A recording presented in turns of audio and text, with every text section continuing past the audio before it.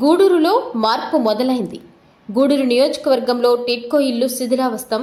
ఇక్కడ జీవించాలంటే కనీసం నీరు, వీధి దీపాలు లేని దుస్థితి. ఎక్కడ చూసినా చెత్త, ఇళ్లలోకి విషసర్పాలు. గతంలో అన్ని హంగులతో తెలుగుదేశం ప్రభుత్వం పూర్తి చేసిన టిడ్కో ఇళ్లను ఈ వైసీపీ ప్రభుత్వం కాలగర్భంలో ఎందుకు కలిపింది?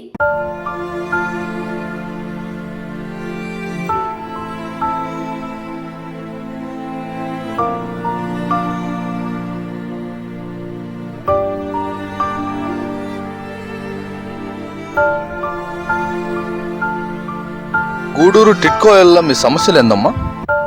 నీళ్ళదే సమస్య నాయన. మాక ఈ అపార్ట్మెంట్లుగా పైకి ఎక్కి దిగలేక ఇబ్బంది పడిపోతున్నావా? మేము నీళ్ళకి చచ్చిపోతున్నాం నాయన. వాటర్ సమస్య వదులుతున్నాము, మీకు వదిలేము, పొల్లిపోతున్నాయి అంటున్నారే కానీ నీళ్ళే రావట్లేదు. పావులు తిరుగుతా ఉన్నాయి. కరస్తాయని మేము భయపడి ఈ సెల్ ఫోన్ లో లైట్లు వేసుకొని తిరుగుతా ఉన్నాం. నీళ్ళు రావడం లేదు, ఇబ్బంది పడతాను. సిమ్మెగులు రావడం లేదు, చుట్టూరు చెట్లన్నీ ములిచి బాంతంగా పెరిగిపోయి వాటిలో పాములు కూడా ఉంటుంటాయి. ఇక్కడ ఏందో పైపులు పగిలిపోయినాయంటారు, అవి పగిలిపోయినాయంటారు, ఈ పగిలిపోయినాయంటారు. పెద్దోళ్ళం కదా, పైన ఎక్కాలా దిగాల కష్టంగా. 3 వారాలైంది నీళ్లు తగిలిపోయినాయి. నీళ్ళ కోసం ఎట్ట అల్లాడి వస్తాం. ఖాళీ చేసి ఇంకా టౌన్ వెళ్ళిపోవచ్చు. బాడీకి నీళ్ళు రావటం లేదు సార్, బియ్యం బండి రావటం లేదు. మాకు చెత్త బండి కావాలా. మేమేమో అడవిలో వచ్చి కాపరాలు చేస్తున్నాము. ఇక్కడ పాములు, పుట్టులు, ఏడన్నాలో కూడా భయం పుట్టిపోతుంది. చూస్తే సకంగా కరెంటు ఉండటం లేదు, ఏమీ లేదు. పింఛను ముసలోళ్ళు పోవటం లేదు, తెచ్చుకోలేక. వాటర్ అయితే అసలు మేము ఎక్కడికి పోవాలా? 150 రూపాయలు పెట్టుకుని ఒక ట్రబ్బుకు పోపించుకోవాలా? నీళ్ళు లేవు. ఈ సమస్యలన్నీ ఎలా పరిష్కరిస్తారో గూడూరు ఎన్డీఏ ఉమ్మడి అభ్యర్థి పాసం సునీల్ గారి మాటల్లో.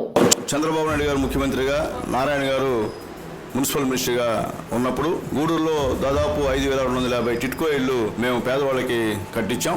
మోడీ గారి సహాయ సహకారాలతో ఆ ఇల్లు నిర్మించిన తర్వాత దానికి పైప్ లైన్ కూడా మేమే శాంక్షన్ చేయించాం. కానీ అప్పుడున్నటువంటి వైఎస్ఆర్సీపీ నాయకులు ఆ పైప్ లైన్ అక్కడ ఇల్లేదానికి వీలేదని అడ్డుపడ్డారు. అయినా వేసాం, కానీ అక్కడ నీటి ప్రెజరు సరిపోవట్లేదని చెప్పి రకరకాల కారణాలు చెప్పి అక్కడ నీళ్ళు లేకుండా అన్యాయం చేస్తున్నారు. ఇందువల్ల ఇది ఒక రాజకీయ కక్ష.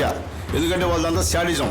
ప్రజలు సుఖంగా ఉంటే ఒప్పుకునే పరిస్థితి లేదు. కాబట్టి దానికి నీళ్ళు ఇవ్వడం అనేది పెద్ద పని కాదు. కానీ ఈ 4 సంవత్సరాలు 9 నెలలు దాన్ని డ్రాగాన్ చేస్తూ అన్యాయంగా ఈరోజు అక్కడ ఉన్నటువంటి వాళ్ళు నీళ్ళ కోసం కటకట్లాడేటువంటి పరిస్థితి. ఖచ్చితంగా మేము ఇల్లు కట్టించాం కాబట్టి, చంద్రబాబు నాయుడు గారు, మోడీ గారు, నారాయణ గారు ఇల్లు కట్టించారు కాబట్టి ఆ నీళ్ళు ఇచ్చే బాధ్యతను కూడా మేమే తెలుగుదేశం పార్టీ తీసుకుంటామని చెప్పి మేము తెలియజేస్తూ, ఖచ్చితంగా టిడ్కో ఇళ్ళకి మేము రావడం, మంచినీటి సదుపాయాన్ని పైప్ లైన్లు వేసి వాళ్ళందరూ కూడా సఫిషియెంట్గా నీళ్ళు ఇస్తామని చెప్పి తెలియజేస్తాం.